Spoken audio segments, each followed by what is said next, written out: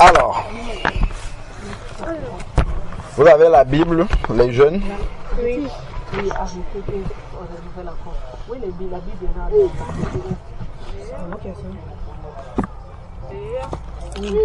Elle peut donner ça à David. 1 Jean, chapitre 5, au verset 19.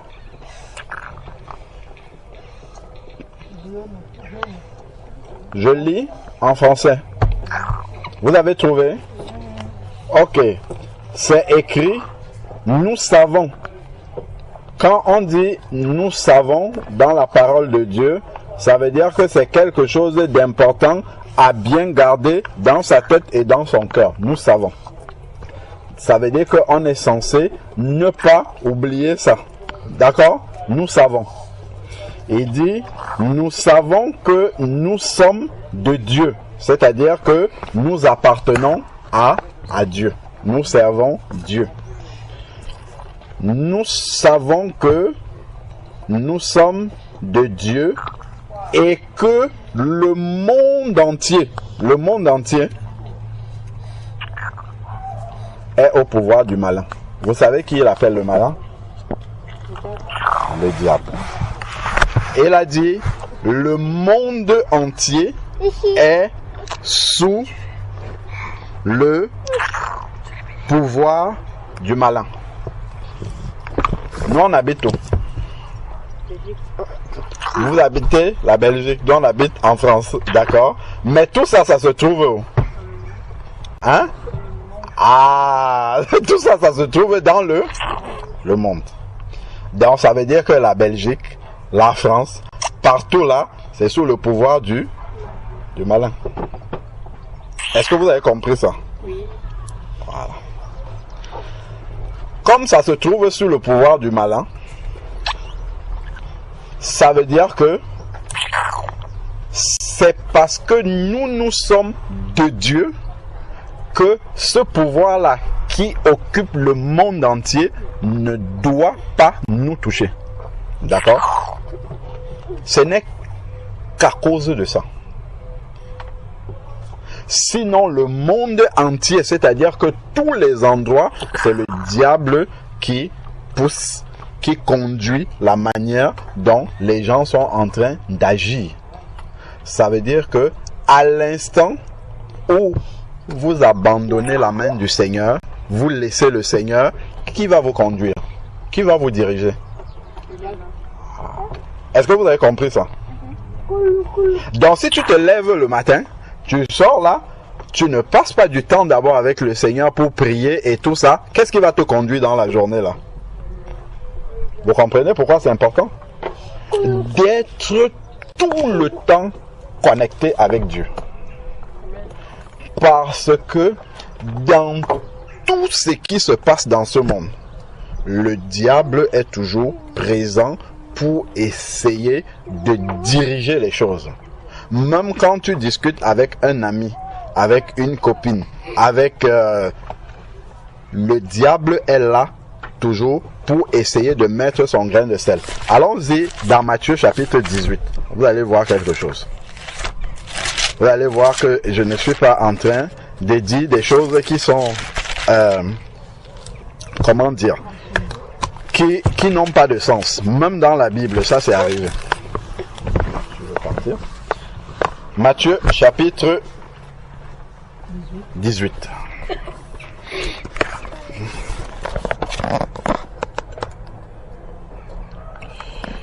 Alors,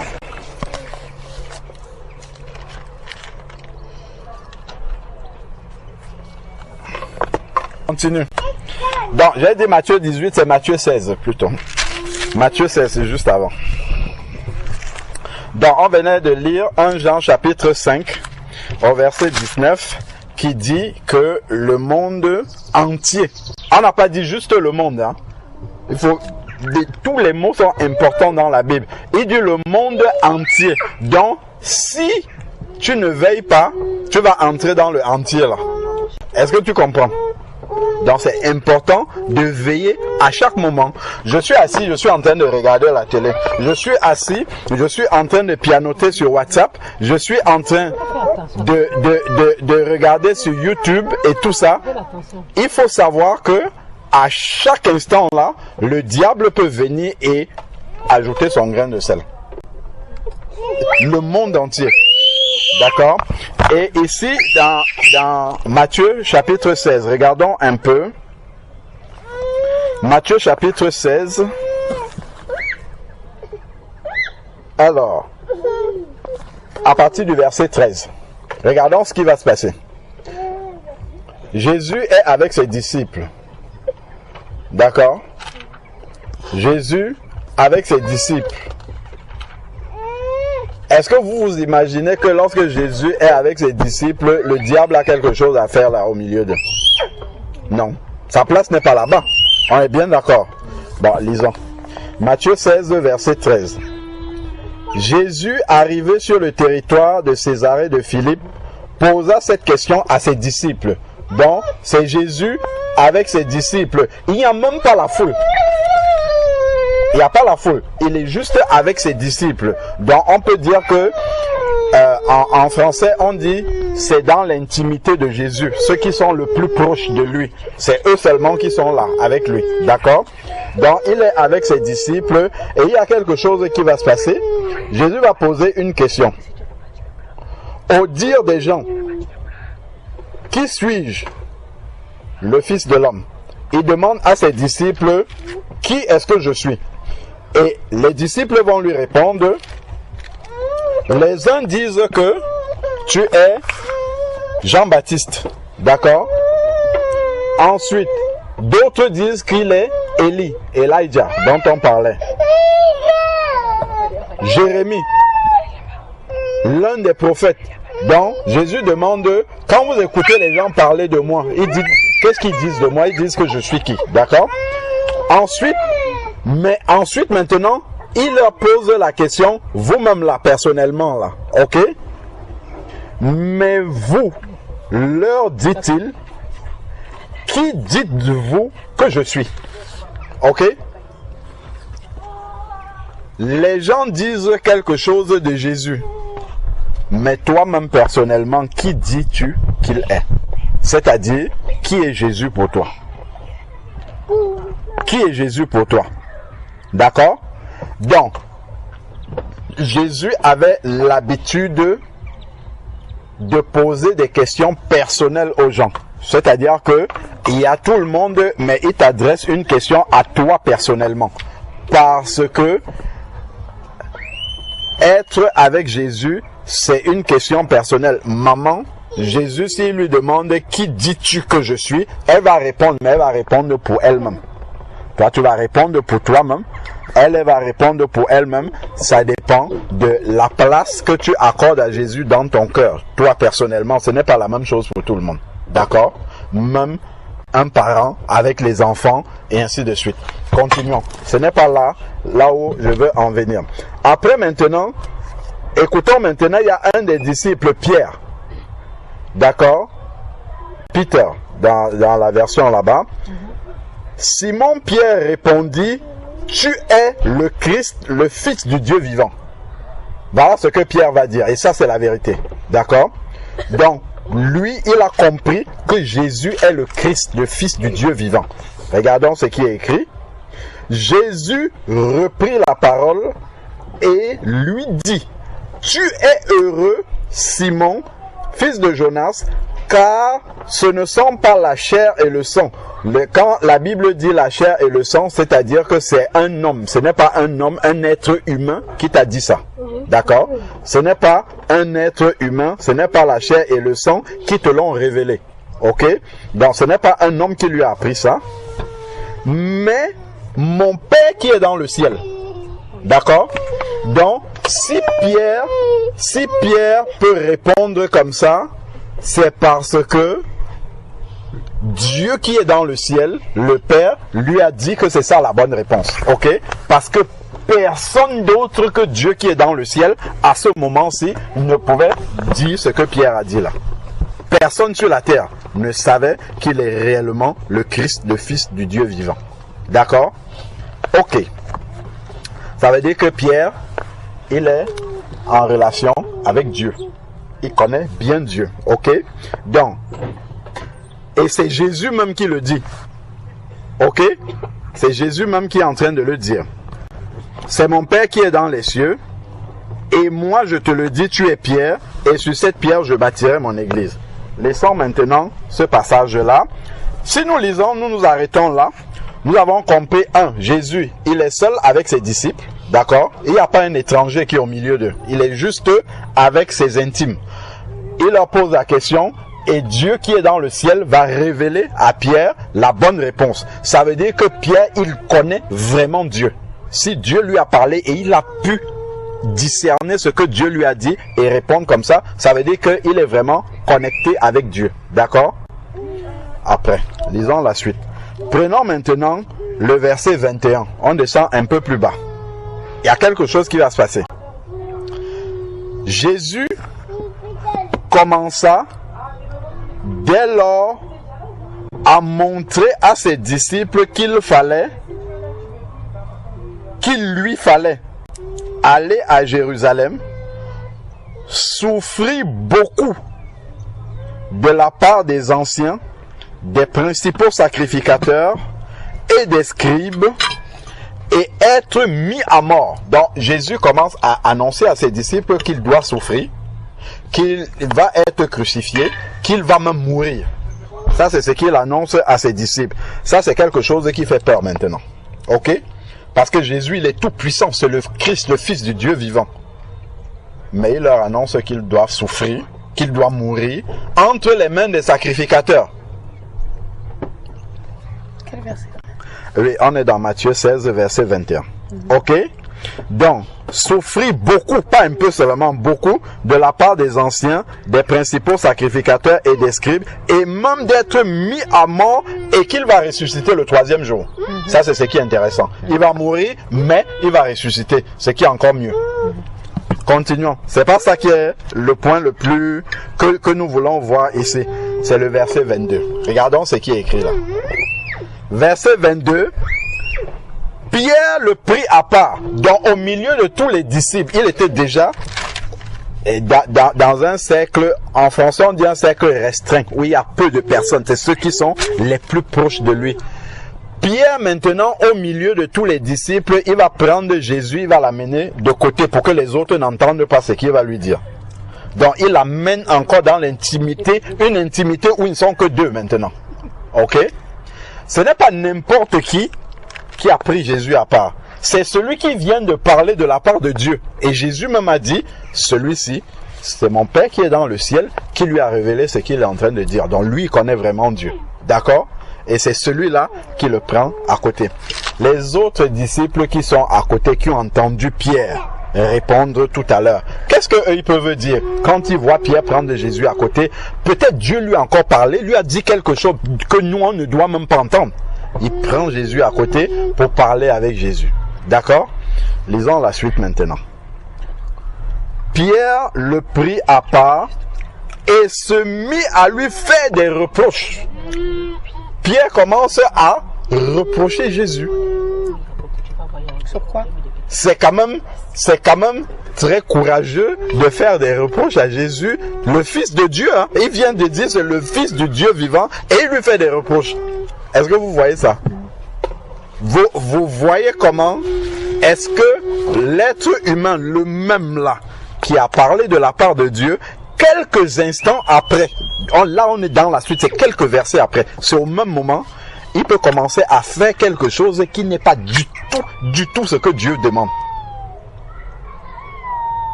Est-ce que Jésus, je vous ai posé la question au début, est-ce que quand Jésus est là comme ça dans l'intimité avec ses disciples, il n'y a même pas la foule, est-ce que le diable peut être là? Non. Normalement non. Mais Pierre commence à lui faire des reproches. C'est pas n'importe lequel. Si c'était un autre, on aurait dit que celui-là, Dieu ne lui parle même jamais. Mais Pierre, Dieu venait de lui parler là. Et tout de suite après, il fait des reproches à Jésus. Et qu'est-ce qu'il va lui reprocher? Regardons ce qu'il lui reproche. En disant, à Dieu ne plaise, Seigneur, il appelle Seigneur, cela ne t'arrivera pas. C'est-à-dire que tu n'iras pas à Jérusalem, tu ne vas pas souffrir et tu ne vas pas mourir. Si Jésus aussi, il écoute ça, il va dire, c'est peut-être mieux comme ça, que je ne meurs pas, je ne sais qui veut souffrir. Personne. Il aurait dit, c'est mieux que je ne meure pas, que je ne souffre pas. Pierre a raison. Mais nous serons perdus, nous tous là. Tout le monde serait perdu sur la terre. D'accord? Hein? Donc, ce que Pierre dit, normalement, si Jésus aussi ne fait pas attention, s'il ne veille pas, il va dire, ah, mais puisqu'il vient de parler de la part de Dieu, c'est peut-être Dieu qui a changé d'avis. Peut-être Dieu ne veut plus que j'aille souffrir. Peut-être Dieu ne veut plus que je meure. Peut-être Dieu ne veut plus que je ressuscite. Est-ce que vous comprenez ça? Continuons. Continuons bien. La suite. Qu'est-ce qu'il dit? À Dieu ne plaise, Seigneur, cela ne t'arrivera pas. Mais, regardons bien. Jésus, lui, il veille à tout instant. Mais, Jésus se retourna et dit à Pierre, arrière de moi, Pierre. Non. Qu'est-ce qui est écrit dans votre Bible? Satan. Arrière de moi, Satan. Je vous ai demandé, est-ce que quand les disciples se réunissent comme ça là, en intimité avec Jésus, est-ce que le diable peut être là? Souvenez-vous d'où on a commencé. Hein? Le monde entier est sous la domination, sous le pouvoir du malin. Malin, le mot là n'est pas choisi par hasard. Malin, c'est quelqu'un qui est rusé, qui peut utiliser des moyens très...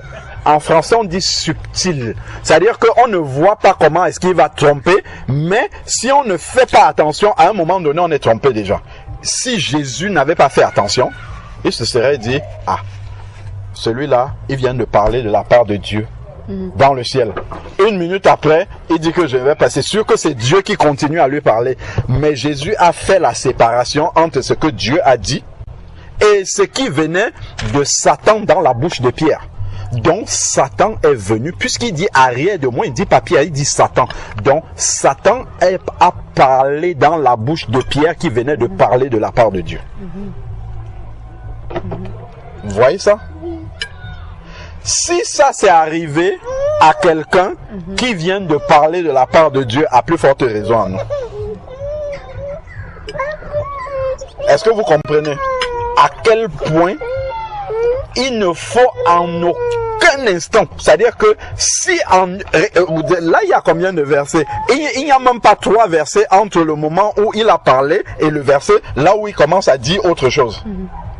C'est-à-dire que si à un seul instant, à un instant donné, on oublie Dieu, quand je vais à l'école, je me lève le matin, je vais au travail, je suis avec mes amis, j'oublie que je suis un enfant de Dieu, j'oublie que je dois obéir à Dieu, je vais faire les choses comme moi-même je veux et tout de suite je deviens un disciple de Satan qui fait la volonté de Satan. Pierre qui était en train de faire la volonté de Dieu, la seconde d'après, il est en train de faire la volonté de Satan.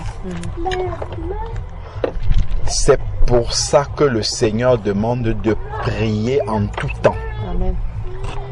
Il ne dit pas prier à certains instants, il dit de prier en tout temps. C'est parce que à tout moment, comme le monde est sous la domination, le pouvoir du diable, à tout instant et pour tout le monde, le diable est capable de venir t'utiliser et de faire sa volonté. C'est pour ça que lire la Bible, prier, méditer, rester connecté à Dieu, ce n'est pas juste de temps en temps. Les enfants demandent souvent à leur mère, maman, pourquoi tu pries tout le temps? Pourquoi? Et ainsi de suite.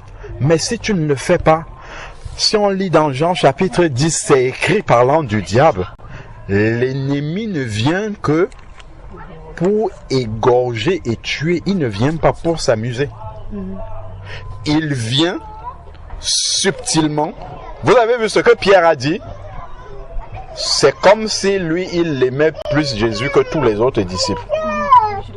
Comment tu peux aller souffrir et mourir? Non, cela ne t'arrivera pas. Ça s'est présenté par Satan comme étant un acte d'amour. C'est vraiment maquillé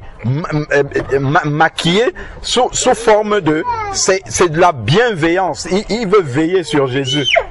Sauf qu'il veille sur Jésus en le détournant de la mission pour laquelle il est venu sur la terre. Jésus est venu sur la terre pour mourir à la croix à cause de toi, de moi, de l'arrière, de nous tous là, pour que nous puissions aller au ciel.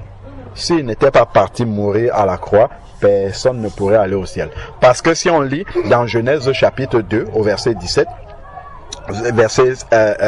oui, le Seigneur a dit à Adam, dans le jardin là, tu peux manger de tout, mais l'arbre-ci, tu ne touches pas. Tu ne manges pas de ce fruit-là. Quand Adam a mangé, il lui a dit, le jour où tu mangeras, tu mourras. Mourir, c'est d'abord être coupé de Dieu, séparé. Dieu parle, tu n'entends plus. Et plus de Dieu, c'est que lorsque ta vie va se terminer sur la terre, ce n'est pas vers Dieu que tu vas partir, c'est en enfer que tu vas descendre. Et Dieu a vu cela, ça lui a fait tellement mal. On disait tout à l'heure avec maman que l'être humain est le sommet de la créature. C'est la créature que Dieu aime. Il a créé tout ce qui existe, mais il aime le plus l'être humain. Donc quand Dieu voit que l'être humain a fait ce qui n'est pas la volonté de Dieu et qu'il est condamné à aller en enfer, Dieu a trouvé une autre solution, que son propre fils Jésus vienne. Parce que quand Dieu parle, il ne peut plus changer ce qu'il a dit. Il a dit, le jour où tu mangeras, tu mourras. C'est pour ça que Jésus est venu pour mourir, effectivement. Toute la condamnation que nous, on devait avoir, nous les pécheurs, là, c'est tombé sur Jésus à la croix. Donc, s'il ne faisait pas tout ça, c'est que la punition à cause de nos péchés, le jour où tu parles mal à maman, le jour où maman te dit quelque chose, tu ne fais pas tous ces péchés-là, tu mens à maman, tu parles mal à une copine, tu n'obéis pas au maître, tout ça là, c'est que à cause de chacun de ces péchés-là, on doit être puni pour cela. C'est passer l'éternité en enfer déjà, et même sur la terre, ici là, ça devait être une succession de punitions sur la terre. Vous voyez? Donc si Jésus ne partait pas comme ça à la croix, c'est que chacun de nous devait payer pour tous ses péchés. Donc ce que Pierre est en train de dire, qui semble être, si on regarde juste comme ça, un acte d'amour, un acte de protection de Jésus, en fait, c'est une manière que le diable utilise pour amener Jésus en dehors de sa volonté. Donc, ce passage-là, je nous le lisais juste pour qu'on réalise à quel point est-ce que le diable est rusé. C'est pour ça que la Bible l'appelle le malin. Et il ne loupe pas une occasion. S'il y a une petite occasion comme ça, de venir mettre son grain de sel, même au milieu où il y a Jésus et ses disciples uniquement, il est capable de venir et d'apporter son grain de sable. S'il n'y a que Jésus physiquement là sur la terre et que le diable est capable de faire ça, est-ce qu'il n'est pas capable de venir dans votre école? Est-ce qu'il n'est pas capable de venir quand vous êtes avec votre maman? Est-ce qu'il n'est pas capable de venir quand vous êtes dans la rue, dans le supermarché, ainsi de suite? Il est capable de venir partout et de vous dire ce qu'il faut faire, de vous souffler quelque chose même dans la pensée, ou bien de parler au travers de quelqu'un que tu écoutes et la personne t'amène à faire ce qui n'est pas de la volonté de Dieu. Mais Jésus est resté vigilant. Il a su, dans la bouche de Pierre, tout à l'heure, il a dit, c'est mon Père qui a parlé, mais cette fois-ci, ça c'est Satan qui a parlé. Il a su faire la différence entre les deux. Et c'est parce que Jésus, lui, il était constamment connecté à Dieu dans le ciel. Donc c'est pour ça que nous ne devons pas prendre la méditation de la parole de Dieu, la prière, la louange, tout ce qui nous maintient connectés à Dieu. Nous ne devons pas prendre ça pour de temps en temps seulement. Bonsoir. Bonsoir ma soeur, bonne arrivée. Après, on avait commencé, c'est juste pour ne pas perdre le fil avec les enfants là. Donc, je vais résumer pour nos sœurs qui viennent d'arriver. Donc, on est parti de 1 Jean chapitre 5 au verset 19 qui dit que le monde entier, c'est même un mot qu'on doit souligner, est sous le pouvoir du malin. C'est écrit malin. Donc, on s'est arrêté sur le mot entier déjà pour dire, j'ai demandé aux enfants, vous êtes où? Vous habitez où? Elles ont dit en Belgique. J'ai dit, bon, moi, nous, on habite en France. Mais tout ça, ça se trouve, c'est dans le monde entier. D'accord? Donc, peu importe où tu es sous la domination. Normalement, c'est sous la domination du malin. Ce n'est que quand tu es connecté à Dieu que tu peux échapper à cette domination du malin. Et on a pris maintenant dans Matthieu 16, là où Jésus demande à ses disciples, Jésus est dans un cercle restreint où il n'y a que lui et ses disciples. Et j'ai demandé aux enfants, est-ce que vous pensez que quand Jésus est dans son intimité comme ça, il n'y a que lui, il n'y a que les disciples, il n'y a même pas la foule? Est-ce que vous pensez que le diable a sa place là-bas? Ils ont dit non. Bon, on a pris le texte, on a commencé à lire. Jésus dans Matthieu 16, Jésus demande au verset 13 à ses disciples, qui dit-on que je suis? Jean-Baptiste et Jérémie, Élie ou un des prophètes. Et ensuite, Pierre va dire, tu es le Christ, le Fils du Dieu vivant. Et Jésus lui dit, ce n'est pas un homme qui t'a révélé, ça c'est écrit, ce n'est pas la chair et le sang, c'est-à-dire, c'est pas un être humain qui te l'a révélé, mais c'est mon Père qui est dans le ciel. Et ça, on comprend que Pierre, il était connecté à Dieu dans le ciel. Ça veut dire que c'est quelqu'un qui connaissait Dieu. Dieu peut lui parler et lui peut comprendre ce que Dieu dit. Quelques versets après, Jésus dit, il faut que j'aille à Jérusalem pour souffrir entre les mains des sacrificateurs, des scribes, mourir et ressusciter. Pierre le prend à part et on remarque que parmi les disciples de Jésus, c'est Pierre qui a eu la bonne réponse. Et ce n'est pas une réponse qui vient de l'homme, c'est une réponse qui vient de Dieu. Donc, même les disciples, voyant Pierre prendre Jésus à part, ils peuvent penser que c'est Dieu qui lui a encore révélé quelque chose qui est tellement fort que même les disciples ne doivent pas l'apprendre.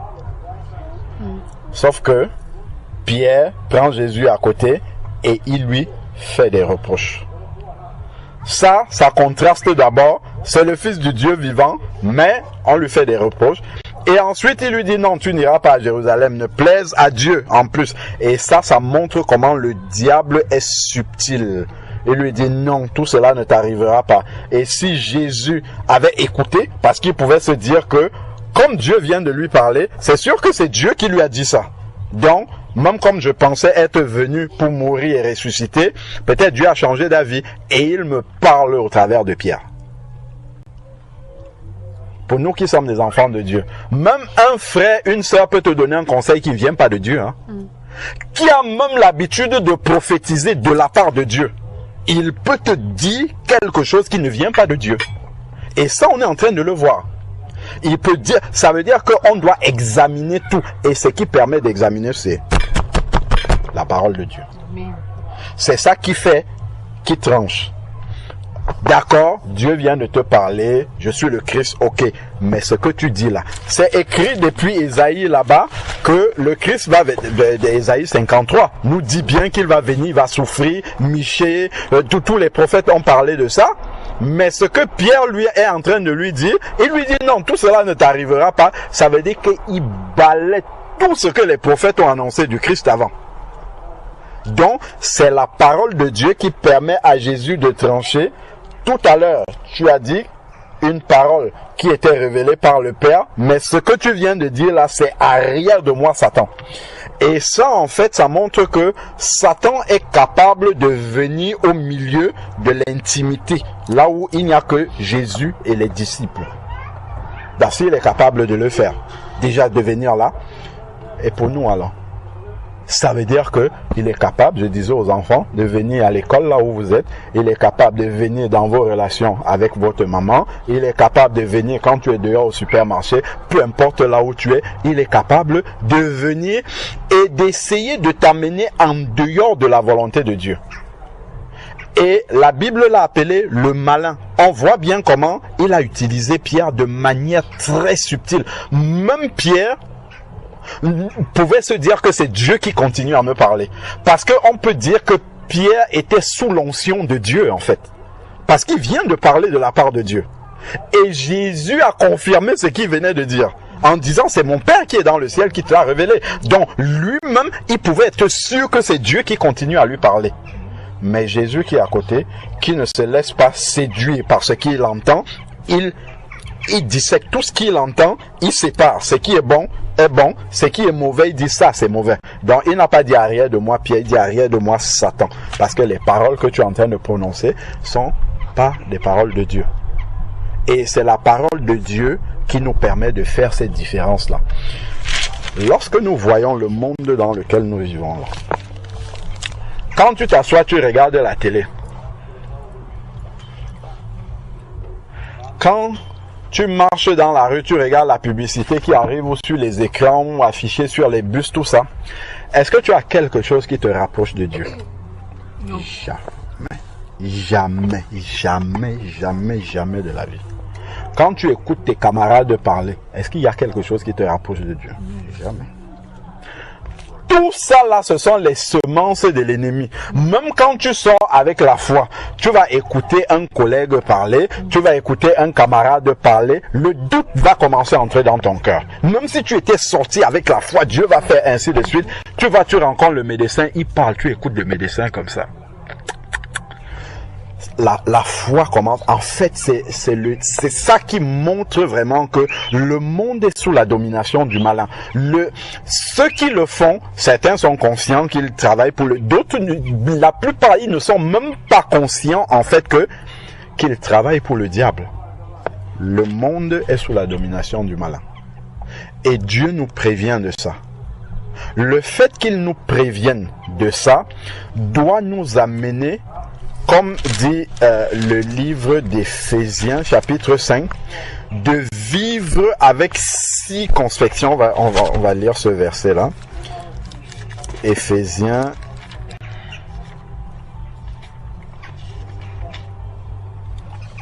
Voilà. Éphésiens, chapitre 5, verset 15. Attends, on peut même voir.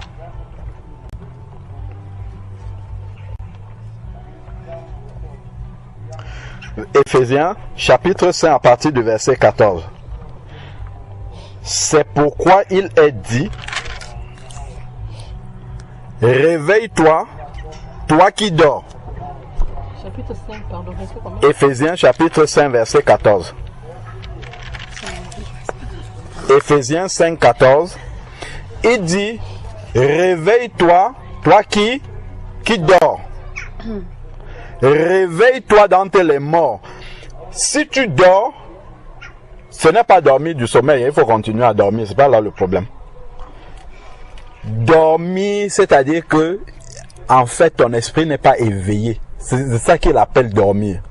C'est-à-dire que, en fait, quand tu es avec les camarades de classe, tu es avec des amis, ton esprit est endormi. C'est-à-dire que tu oublies qui tu es, tu oublies que tu es un enfant de Dieu.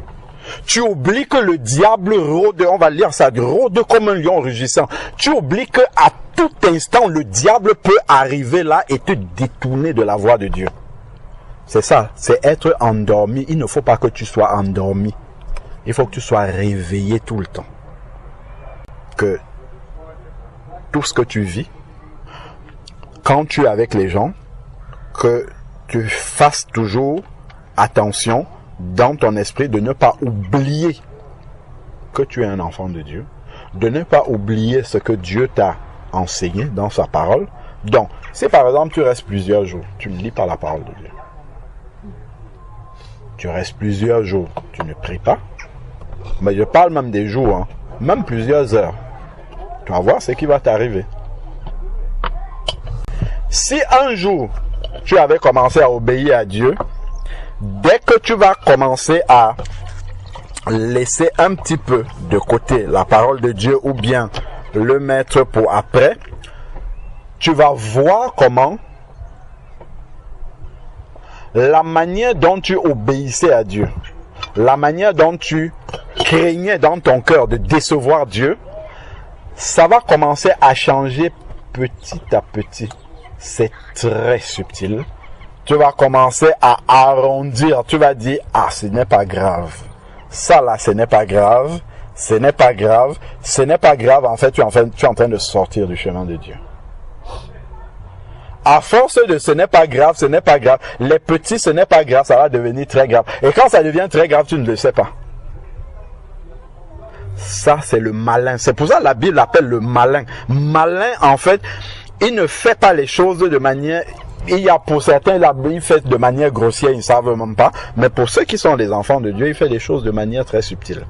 Et ça, réveille-toi, toi qui dors. Il ne faut pas que tu dors. Relève-toi d'entre les morts.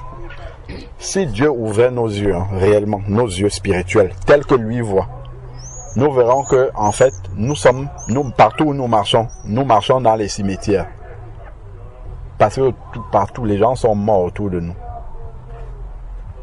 Ils sont vivants physiquement comme ça, mais en fait, ils sont morts. C'est-à-dire que le diable peut venir, il les utilise. C'est pour ça que vous entendez, dernièrement, vous voyez comment ça s'appelle, Saint-Jean-de-Luz, un enfant de 13 ans qui se les poignarde de sa prof, l'autre se lève c'était où ça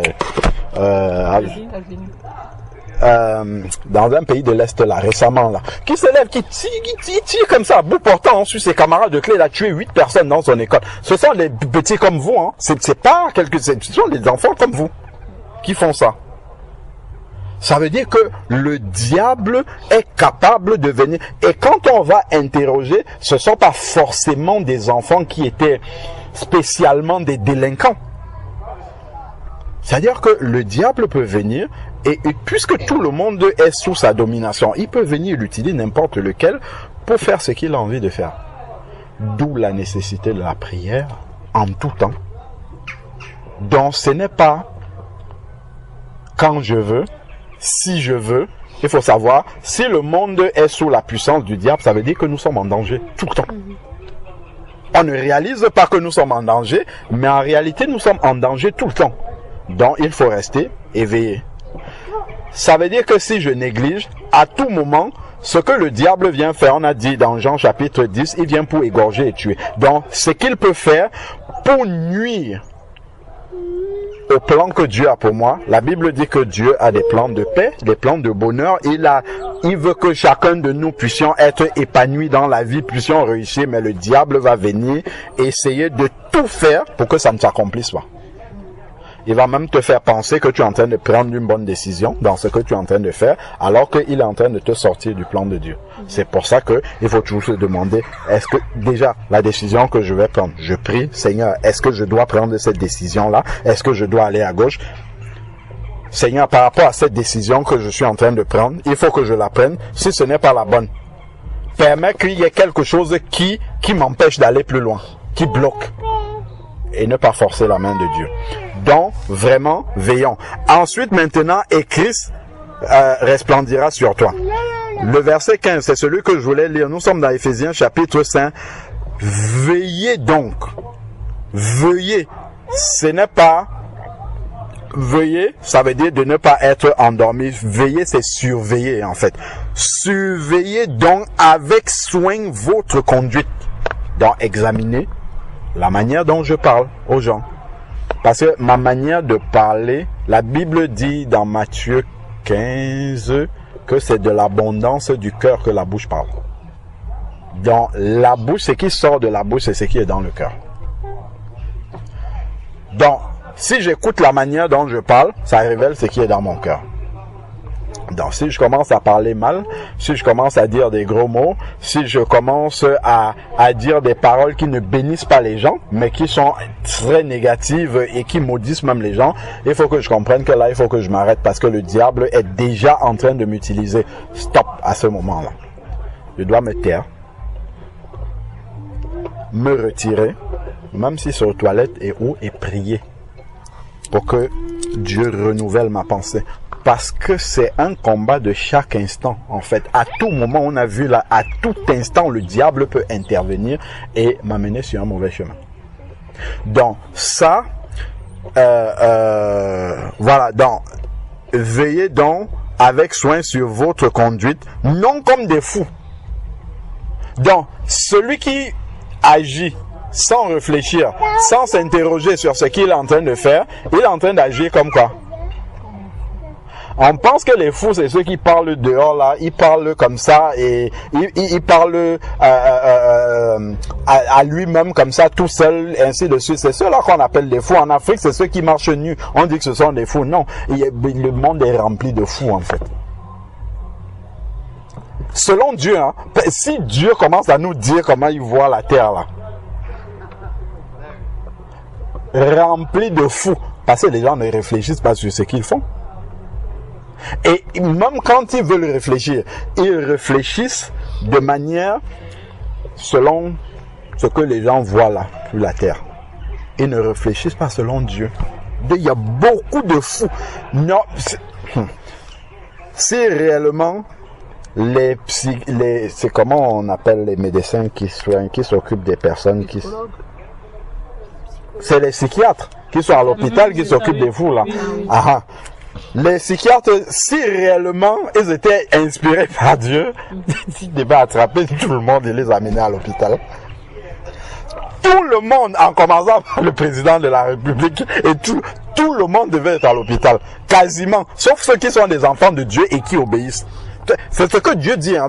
Je dis, selon la sagesse de Dieu, il dit non comme des fous. Parce que celui qui ne veille pas avec soin sur sa conduite, en fait, il agit comme un fou. Parce qu'il ne se pose pas des questions sur le lendemain. Tu demandes à quelqu'un là, bon, si tu traverses la route, là, la voiture te bouscule et tu meurs, est-ce que tu sais où tu vas aller? Demande aux gens.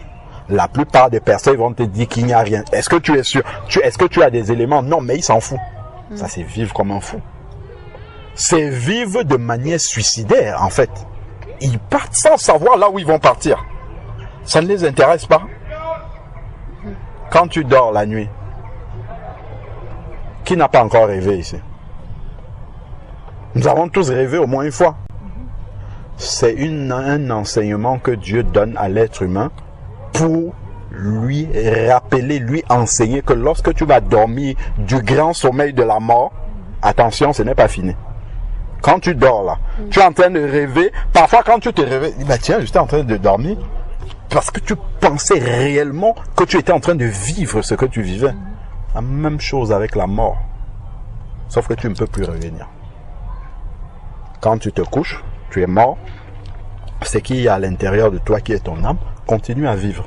Et les gens, ils rêvent, ils ne se posent pas des questions. Alors que tout ça, ce sont des petites choses que Dieu a, et en sorte qu'aucun être humain ne peut dire qu'il n'a jamais rêvé. Et c'est une manière pour Dieu de... Si moi je suis à côté, moi je te vois dormir, tu es là, en fait tu dors. Moi je sais que tu dors, mais toi qui es là-bas, tu es en train de vivre beaucoup de choses tellement, tu vas même être étonné si je te pousse, réveille-toi. Ben tiens, je suis là. Tu vois? Et Dieu est en train de parler aux êtres humains pour leur dire que, attention, quand tu vas te coucher là pour le sommeil éternel, là, il y a quelque chose qui vient après, tu vas continuer à vivre. Mais les gens, ils se posent pas de questions là-dessus. Oh, ben non, c'est le subconscient, c'est le souci. Ça, c'est être fou. Ça, c'est vivre comme des fous, c'est ce qui est écrit là. Mais, comme sage, il dit, voilà, ensuite il dit, rachetez le temps car les jours sont mauvais, parce que Satan est là, celui qui est le malin. Il est là, lui, il veille, il rôde comme un lion rugissant, cherchant qui va dévorer. C'est 1 Pierre 5, 8 qui dit ça. Le diable rôde comme un lion rugissant. C'est-à-dire que il observe comment nous vivons et il essaye à un moment donné, dès qu'il a une opportunité, de nous faire tomber.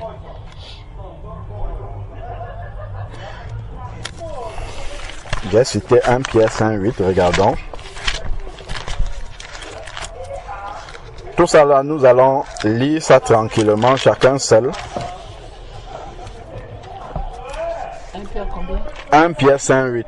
Vous aussi prenez patience, affermissez vos cœurs. Alors, ah non, je suis en train de lire Jacques. C'est 1 Pierre plutôt. 1 Pierre 5. Oui. Oui. Soyez sobres, veillez, votre adversaire, le diable, rôde comme un lion rugissant, cherchant qu'il va dévorer. Donc, le diable ne s'arrête jamais. Il regarde, est-ce que Wendy veille? Si elle ne veille pas, il va faire tomber Raphaëla. Est-ce qu'elle veille? Est-ce que Laria veille? Est-ce que, donc, si tu ne veilles pas, il te prend. Si on lit dans le livre de Job, Job chapitre 1, vous pouvez lire tranquillement. Lorsque les fils de Dieu étaient réunis, c'est-à-dire Dieu avec les anges et ainsi de suite, Satan aussi est venu. Et c'est Dieu qui lui pose la question. Dieu demande à Satan, où étais-tu?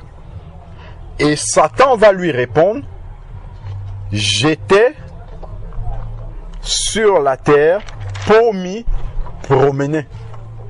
Donc Satan est constamment en train de se promener, à rôder comme vient de nous dire Pierre là, cherchant qui il va dévorer. Et Dieu lui demande donc, est-ce que tu as remarqué mon serviteur Job? Tout de suite Satan commence à l'accuser. Il ne dit pas oui, je l'ai remarqué. Il dit, tu as protégé ses biens, tu l'as protégé, c'est pour ça qu'il t'obéit. Je te le dis, c'est ce que Satan dit à Dieu. Si tu ne le protèges plus, tu le laisses comme ça, il te maudit en face. Ça veut dire que Satan avait vu Job, mais il n'a pas pu le toucher. Parce que Job veillait. Il veillait comment? Parce qu'il était intègre. Il faisait attention, il ne laissait pas le diable s'introduire dans sa vie. Il veillait, dont le diable n'a pas pu le toucher. Vous voyez ça? Dont le diable rôde toujours comme un lion rugissant. Revenons dans Éphésiens chapitre 5. Parce que là, il y a la recette pour veiller. Pour rester sobre. La recette, elle est là. 1, c'est racheter le temps, car les jours sont mauvais. Racheter le temps, ça veut dire que il faut utiliser son temps de manière utile. Si je prends le temps pour faire quelque chose, à quoi est-ce que ça me sert? Est-ce que c'est important? Est-ce que ça me rapproche de Dieu? Est-ce que ça m'aide à avancer sur quelque chose? Racheter le temps. Les jours sont mauvais. Mauvais dans le sens où il reste peu de temps, dans le sens où le diable sait qu'il lui reste peu de temps, donc il est déchaîné le maximum qu'il peut conduire en dehors de la volonté de Dieu. Il va le faire sans hésiter. Le maximum qui ne veille pas, il va nous amener en dehors de la volonté de Dieu, sachant que ça va conduire à ce que le plan parfait que Dieu avait pour nous ne s'accomplisse pas. Et c'est son plan à lui qui va s'accomplir. Lui, il a un seul plan, c'est détruire, égorger et tuer. C'est ça qu'il lui fait. Donc, rachetez le temps car les jours sont mauvais. Verset Éphésiens 5, verset 17, la suite. C'est pourquoi ne soyez pas sans intelligence. Ce n'est pas l'intelligence de l'école. Quoique ce n'est pas mauvais d'être intelligent à l'école. Mais ne soyez pas sans intelligence, c'est l'intelligence de Dieu dont il parle ici. Savoir déjà que le diable rôde comme un lion rugissant et prendre les dispositions par rapport à ça, être conscient tout le temps, ça c'est déjà être intelligent. Ce n'est pas faire comme si, bon, le monde il est comme il est, tout ce qui arrive, il y a une explication, comme les hommes disent rationnel, on peut tout expliquer. Non, il faut savoir que le monde dans lequel on vit, il est spirituel. Le diable, il existe réellement.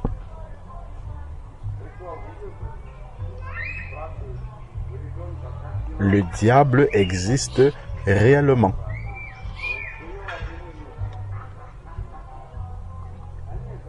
Je pourrais vous faire écouter, mais je ne vais pas vous faire écouter ça. Quelqu'un que j'étais en train d'exhorter comme ça. Après, je commence à prier avec la personne et le diable commence à parler dans la bouche de la personne. Vous avez assisté à des délivrances. Ou une personne qui est lucide comme ça, à un moment donné, commence à tenir un langage, tu te demandes d'où est-ce que ça peut venir. Ça ne peut qu'être le diable. Et la personne, elle ne sait même pas ce qui est en train de se passer. Ça, ce sont des éléments clairs, précis, comme ça, qui nous montrent que le diable, il existe réellement. Il existe réellement. Comment peux-tu imaginer que quelqu'un qui est en train de lire la Bible, méditer comme on médite là, quelques minutes après, il est en train d'insulter Jésus? C'est possible? Ça veut dire que c'est le diable en fait qui est en train de parler. C'est le diable qui parle dans sa bouche. La personne qui méditait il y a quelques minutes là est en train d'insulter Jésus la seconde d'après. Donc, le diable existe réellement.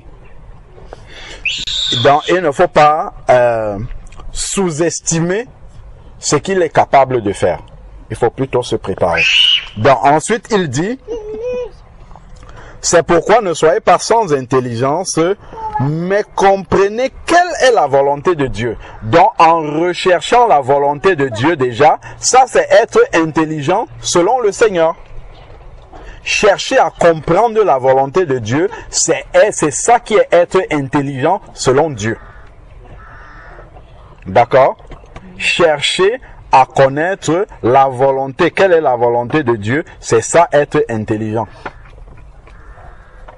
Ce n'est pas chercher à savoir tout ce que les gens cherchent à savoir dans le monde là. C'est pas ça qui est important. C'est quelle est la volonté du Seigneur. Ensuite, il dit, ne vous enivrez pas de vin. Si on prend trop de vin au point de justement, perdre le discernement. Parce que le vin, ce n'est pas le vin qui est un problème. Le fait d'abuser fait qu'on perd le raisonnement. On n'arrive plus à comprendre les choses. Le diable va en profiter pour nous amener à faire beaucoup de choses que nous allons regretter après. Ensuite, il dit, c'est de la débauche. Mais soyez remplis du Saint-Esprit. Voilà donc les exhortations du Seigneur pour ne pas vivre comme un fou, pour rester réveillé, comme on a dit. C'est d'être rempli du Saint-Esprit. Comment est-ce qu'on fait pour être rempli du Saint-Esprit? Tout à l'heure, on chantait, vous avez dû vous dire, pourquoi nos mamans là, pourquoi elles aiment chanter tout le temps? Pourquoi elles aiment adorer Dieu? Ça sert à quoi? À quoi ça sert d'adorer Dieu? Regardons ce qui est écrit ici. Soyez remplis du Saint-Esprit, parce que quand tu es rempli du Saint-Esprit, ça fait peur au diable. Ça te permet de veiller. Entretenez-vous par des psaumes. S'entretenir, en fait, chacun de nous s'entretient. Quand tu te lèves le matin, tu vas te brosser les dents, tu vas te laver, tout ça là, tu vas manger avant de passer. Ça, c'est s'entretenir.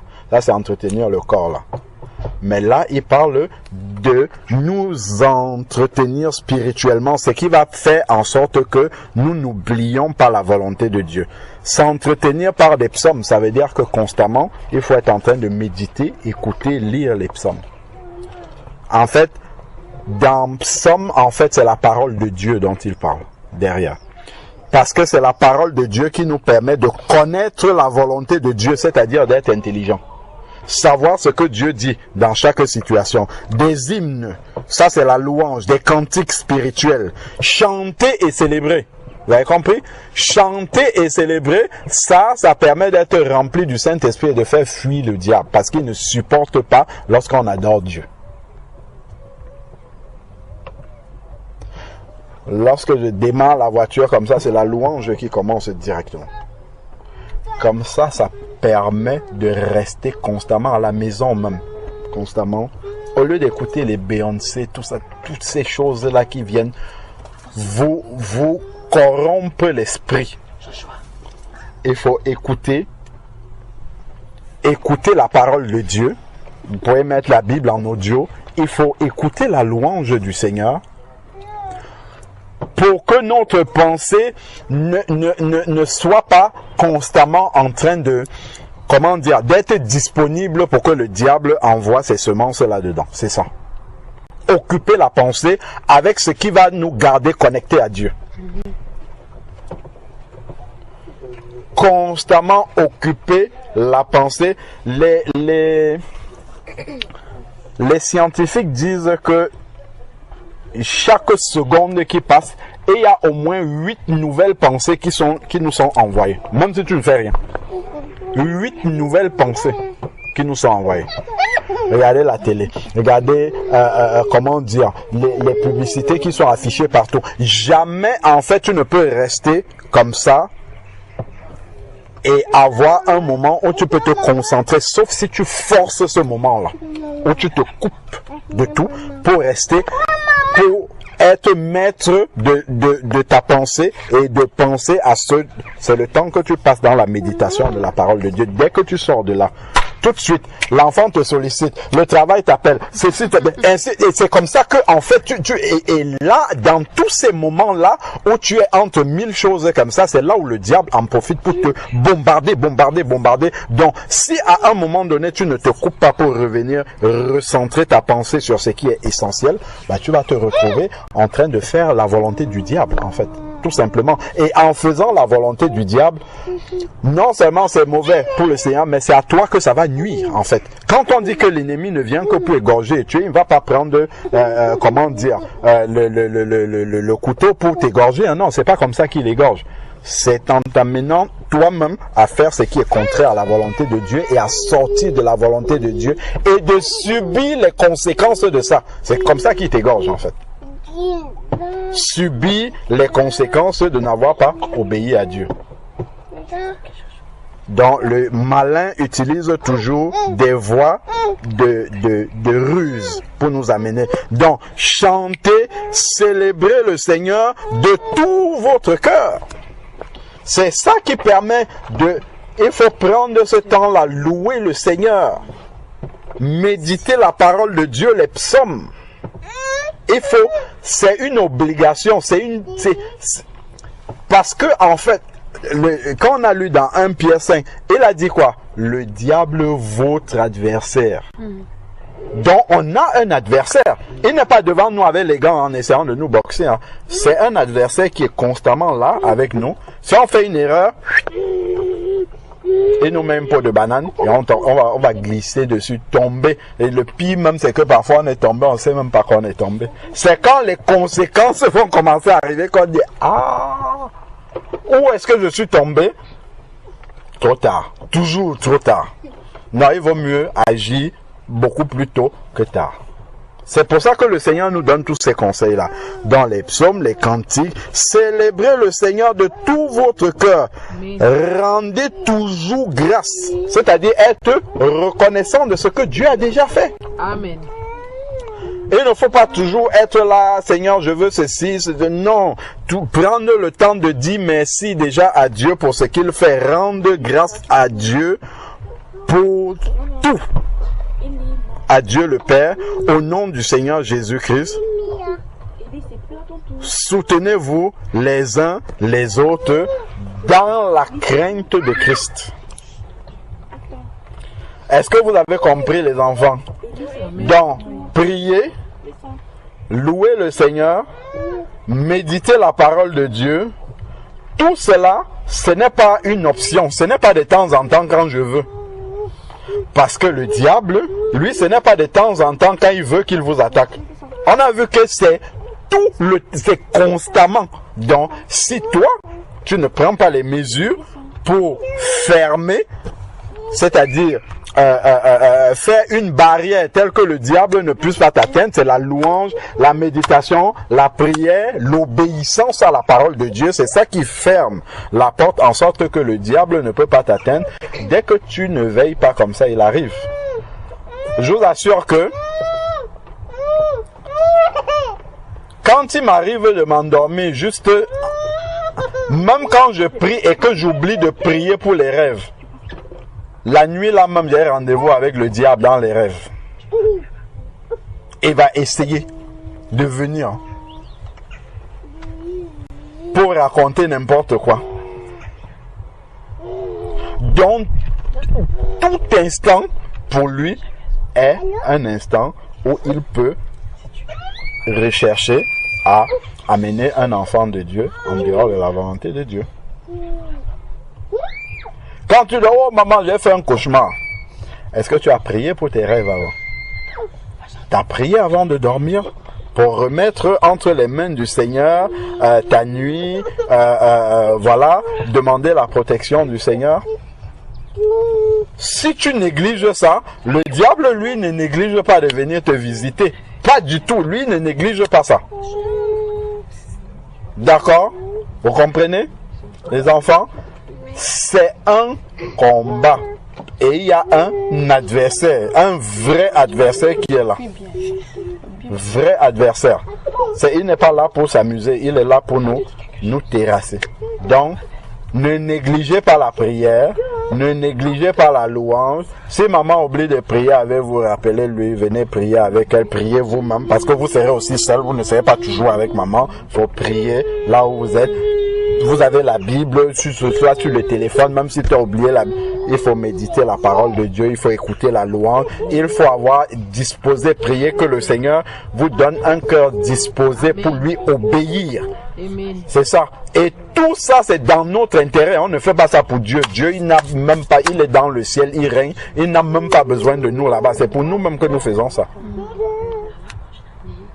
D'accord? Est-ce que vous avez bien compris? Ce n'est pas une option. Ce n'est pas pour faire plaisir à maman qu'on prie. Hein? C'est pour vous-même.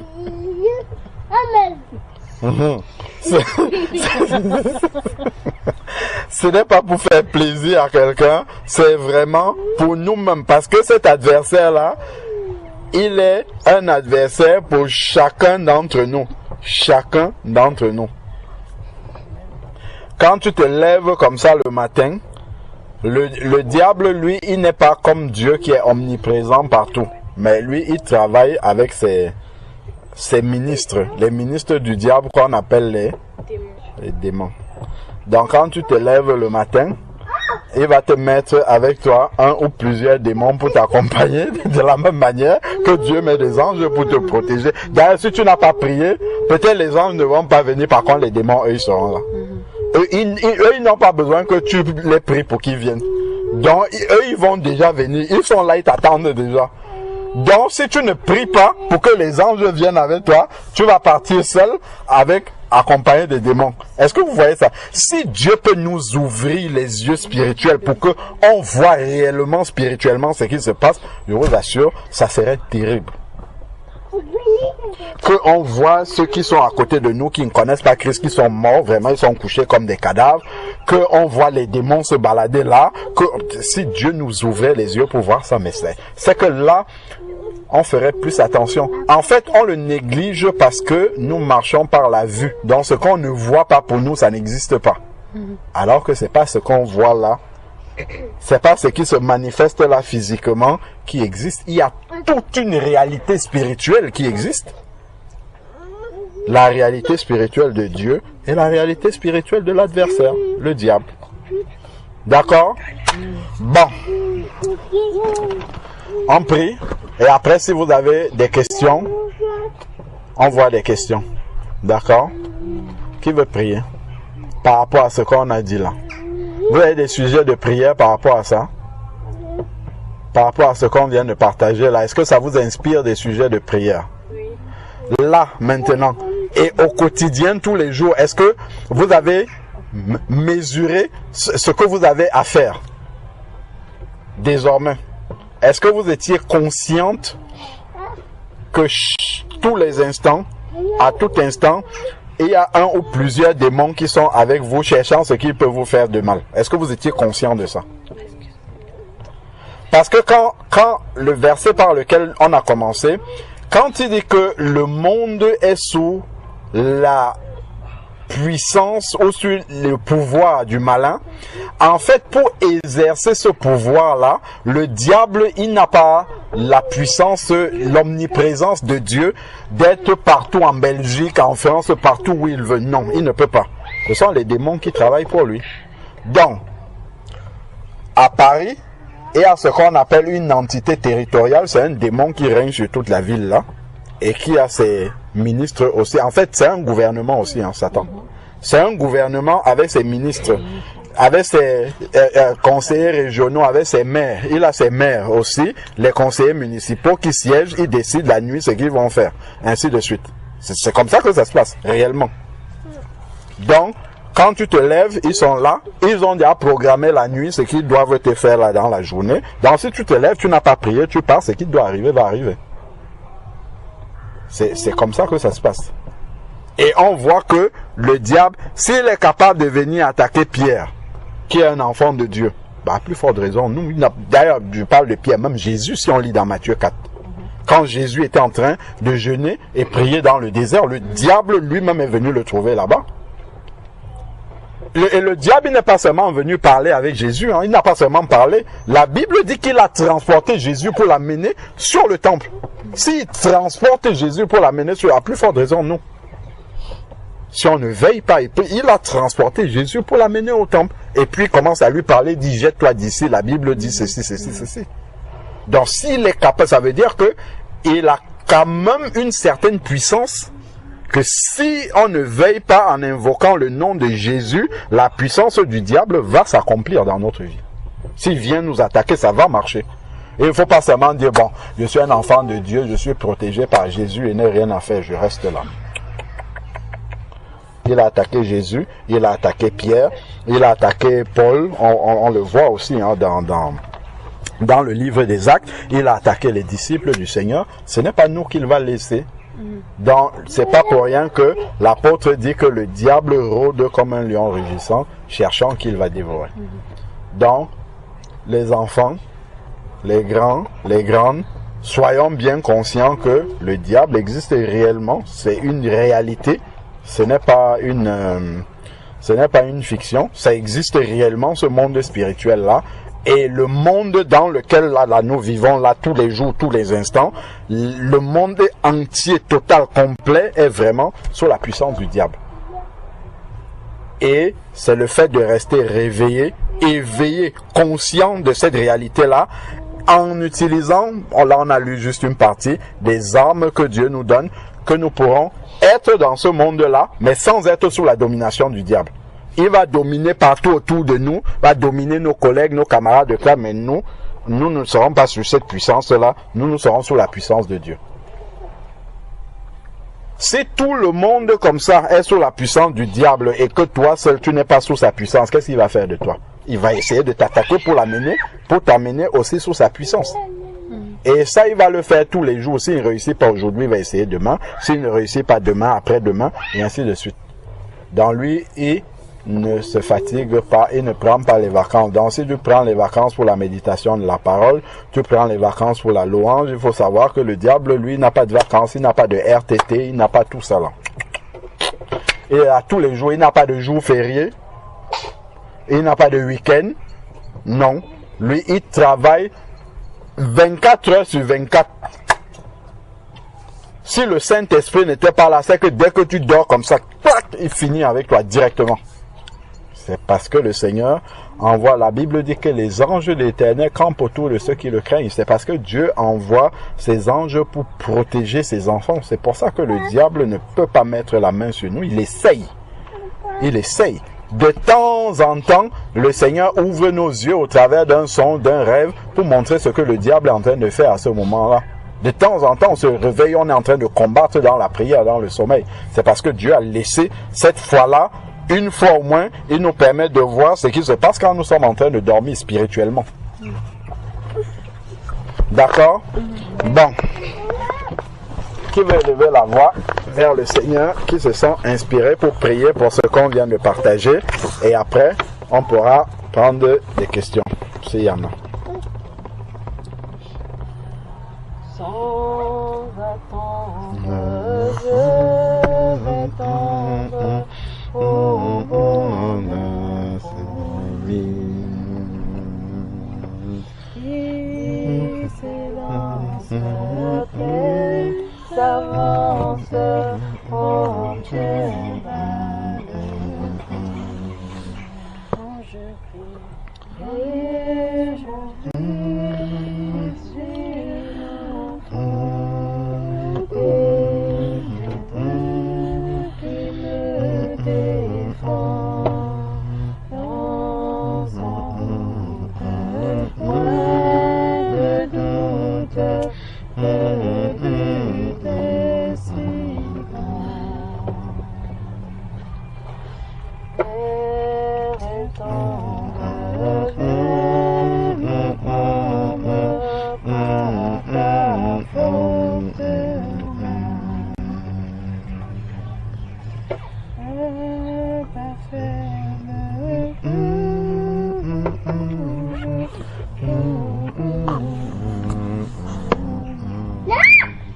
Éternel, notre Père, Seigneur, nous te disons merci.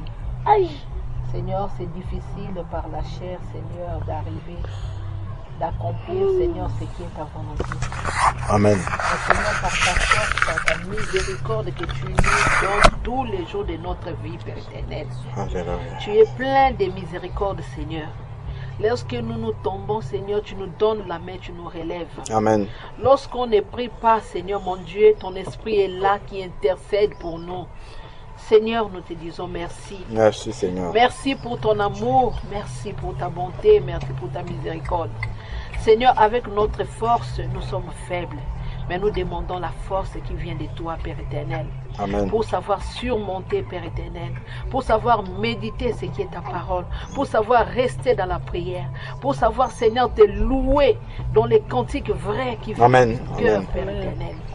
Seigneur, nous te demandons de venir nous aider, Père éternel. De venir nous aider, Seigneur, à arriver jusqu'à la fin de la course, Père Amen. éternel. Amen. C'est là, Père éternel, nous avons besoin de la foi.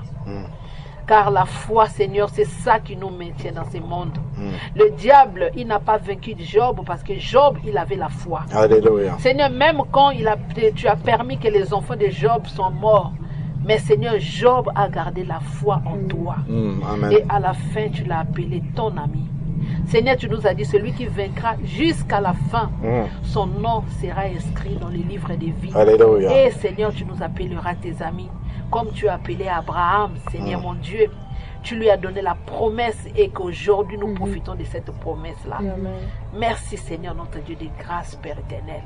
C'est par ta force, Seigneur, que nous allons arriver, Père éternel. Amen. Seigneur, le diable n'est pas le plus fort, mais toi, tu es le plus fort, Seigneur. Alléluia. Seigneur, devant les obstacles, Seigneur, nous allons vaincre car nous avons la foi. Alléluia. Et le diable fuyera loin de nous. Jésus l'a ordonné, Seigneur. Quitte, Seigneur, il avait compris. Et donne-nous aussi cette sagesse-là, Seigneur, de comprendre quand le diable, Seigneur, se manifeste dans nos vies, dans Amen. ceux de nos Amen. enfants, qui sont nos amis au travail, Père éternel. Que nous puissions discerner que ça, c'est l'esprit mal. Que nous ne puissions pas avoir la haine, Seigneur, à la personne. Mais nous comprenons que c'est le diable qui est tenté d'agir, Père. Comme la parole vient de le dire, Pierre qui a prophétisé, mais il arrivait un temps, Seigneur, l'esprit malin est rentré dans Pierre. Mais Jésus a su comprendre que ce n'était pas Pierre qui parlait. Il a dit, arrière de moi, Satan. Seigneur, nous le savons, nous aussi, nous allons, donne-nous cette sagesse-là, cet esprit-là, de discerner, Seigneur, l'esprit du malin qui rentre en nous et qui nous donne des pensées négatives, Père éternel. Merci, Seigneur. Tu veux que nous puissions être des vivants. Seigneur, dans ce monde-là qui est ténèbres, là où il y a des morts, Seigneur mon Dieu, là où il y a partout où nous passons, Père éternel, le monde est sous emprise du diable. Mais Seigneur, nous sommes la lumière du monde. Amen. Ce n'est pas pour rien, Père éternel, que tu nous as laissés jusqu'en ce moment. Nous sommes encore ici dans ce monde. C'est pour éclairer ceux qui sont dans les Alléluia. ténèbres. Amen. Le diable fuira loin de nous. La victoire nous appartient. Nous Amen. avons la certitude. Nous avons la foi, Seigneur, que la victoire nous appartient. Merci, Seigneur, pour ta Merci, parole. Seigneur. Merci pour l'instrument à laquelle que tu Gloire as à toi, utilisé Seigneur, pour Père. nourrir, Seigneur, le faible foi, Seigneur, pour nous donner encore la force de nous accrocher encore. Alléluia. Merci pour ta grâce et pour ta parole. Que ton seul nom soit élevé en ces lieux. Merci, Père éternel. Alléluia. Amen. Amen. Amen. Question. Dans tout ce que vous avez entendu là, les enfants, les plus grandes, est-ce que c'était clair déjà? Vous avez compris des choses? D'accord. Oui, Raphaël. Mais tout à l'heure, quand tu as dit que si on ne prie pas, par exemple, et que les démons, ils avaient prévu de, par exemple, faire un accident pour qu'on puisse mourir ou quelque chose comme ça, est-ce que, par exemple, si on ne prie pas et qu'il devait quand même y avoir ça, est-ce que Dieu il peut nous en épargner?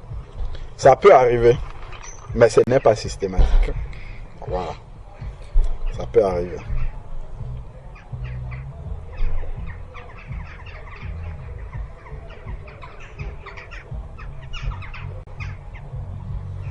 Moi aussi, je voulais poser la question. Oui, ma soeur. Éphésiens 5, verset 18, là où on nous dit, ne vous enivrez pas de vin, quelle est le sorte de vin que le Seigneur parle? La boisson, tout, ou bien les mauvaises choses, les mauvaises pensées? Alors, donc, enivrer, ça veut dire se saouler. C'est ça. Donc, ne vous enivrez pas de vin. Ne vous enivrez pas de vin. C'est de la débauche. Mais soyez remplis du Saint-Esprit. Donc, le vin dont il parle, c'est vraiment, moi je le comprends au sens propre. C'est-à-dire que il ne faut pas boire le vin jusqu'à être sous. Dans le sens où tu perds le discernement. Parce que quand tu es sous, en fait, tu ne te contrôles plus. Et tu fais la volonté du diable, en fait. Tu vas pécher, tu vas faire des choses que tu vas regretter après. Voilà, tu perds la maîtrise de soi. Voilà, tu perds la maîtrise de soi. Tu vas agir sans contrôler, sans te contrôler. Tu vas faire même des choses. Et le diable va en profiter si nous avons déjà observé des personnes qui sont en état d'ébriété, qui sont sous. En fait, le diable en profite pour humilier l'être humain. Quelqu'un va vous dire, par exemple, que peut-être vous avez déjà vu quelqu'un qui a tellement bu, il va faire ses besoins sur lui. Quelqu'un qui pourtant, en temps normal, est respectueux, respectable, et ainsi de suite. Mais il va perdre le contrôle de lui. Il va dire peut-être des paroles qu'il va regretter après. Il va faire des choses dont il n'a même pas conscience. Il va conduire une voiture, il va aller cogner quelqu'un. La personne peut mourir. On voit la publicité tout le temps. Dans tout ça, en fait, c'est que le fait de boire du vin et que ça dépasse les limites, en fait, on va perdre le contrôle de nous-mêmes et le diable va vraiment nous contrôler parce qu'on n'aura plus la maîtrise de soi, de ce qu'on fait. Il pourra nous guider et voilà. Et il y a quand même, la parole de Dieu parfois fait des parallèles. Regardez un peu quand quelqu'un est sous. Si nous avons observé, il y a des gens, par exemple, quand ils ont besoin de courage, ils vont boire. Et là, ils peuvent parler avec beaucoup de courage. Et le Saint-Esprit, en fait, quand tu es rempli du Saint-Esprit, tu n'as pas besoin de boire pour avoir du courage. Le Saint-Esprit te donne... Pierre, on voit Pierre, par exemple. Quand Pierre n'était pas rempli du Saint-Esprit, on lui a dit, toi, c'était une servante. Elle lui dit, toi, tu étais avec Jésus. Il dit, moi, je ne le connais pas. 3 fois comme ça, il a régné le Seigneur. Mais quand le Saint-Esprit est descendu le jour de la Pentecôte et qu'il était rempli du Saint-Esprit, lui-même maintenant, par se mettre devant, là, ce n'était plus devant une servante, devant les sacrificateurs, les Israélites qui sont là, il dit, vous là, vous avez tué Jésus. Là, le courage, le véritable qui vient de Dieu était là et il était prêt à assumer les conséquences. Lui. Voilà, donc, il y a le vrai courage qui vient de Dieu, qui vient lorsqu'on est rempli du Saint-Esprit, et on a un faux courage qui vient de Satan, qui vient du vin. Voilà, c'est ça. Qui vient du vin. Parce que celui qui est rempli du Saint-Esprit, il contrôle ce qu'il dit. Il sait ce qu'il dit, il est conscient de ce qu'il dit. Il mesure les conséquences de ce que... celui qui est sous l'emprise de la boisson, il ne maîtrise pas ça du tout. C'est vraiment parce que il est dans un état inconscient que tout ça là peut sortir. Que le diable en profite pour sortir. Même s'il dit des vérités, le diable en profite pour sortir ça parce que, en fait, il ne le dit pas de manière volontaire. C'est-à-dire que ce n'est pas lui qui contrôle. C'est vraiment l'état, l'effet de la boisson qui fait que il débite comme ça, il débite et après... Voilà, sans le contrôle.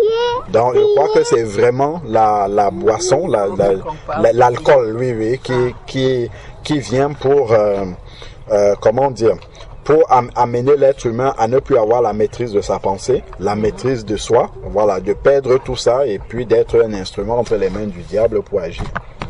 Donc, c'est vraiment ça. Donc là, on peut boire du vin, mais sans s'enivrer, en fait. Sans s'enivrer, c'est ça. C'est ça. Ce n'est pas le vin qui a un problème. Oui. Parce que si tu lis la Bible, même dans le temple, qui est un lieu saint, il y avait le vin dedans. Le vin, oui. ce qui est utilisé pour d'autres choses, ainsi de suite. Même quand tu vois Esdras, par exemple, quand Esdras lisait la parole de Dieu et que tout le monde a commencé à pleurer, il a dit, rentrez chez vous faire la fête, c'est le jour de l'Éternel. Buvez, il a même dit de boire du vin, mais il a dit de ne pas boire des liqueurs fortes. Tu vois? Donc, les gens, en fait, pensent que Dieu est là avec le bâton pour fouetter seulement, interdire tout. Il faut toujours se poser la question, pourquoi Dieu dit ça? Pourquoi? Il y a toujours une raison. C'est la boisson. Le problème, ce n'est pas la boisson. Puisque même les Israélites, dans les bénédictions, il dit, tu vas boire du vin de ta vigne. Donc, ta vigne va produire, tu vas boire du vin. C'est pas le vin qui est un problème. Le problème, c'est la manière dont on utilise ça, l'exagération. C'est comme tout. C'est comme les réseaux sociaux. Les réseaux sociaux, ce n'est pas les réseaux sociaux qui est un problème. C'est la manière dont tu utilises ça. Si tu utilises mal, celui qui a Internet ou les réseaux sociaux, il peut utiliser pour évangéliser, comme il peut utiliser pour répandre la haine, le terrorisme, la pédophilie, tout. C'est vraiment le cœur avec lequel on s'approche de ça qui est un problème. Donc, il ne faut pas que l'homme déverse la responsabilité sur la chose, mais il faut qu'il voie la responsabilité en lui.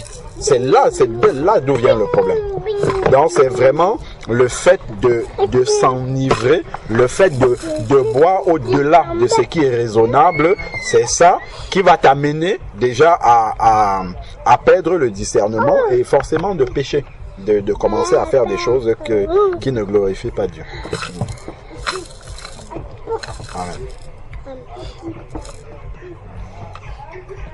Amen. On peut rentrer à la maison.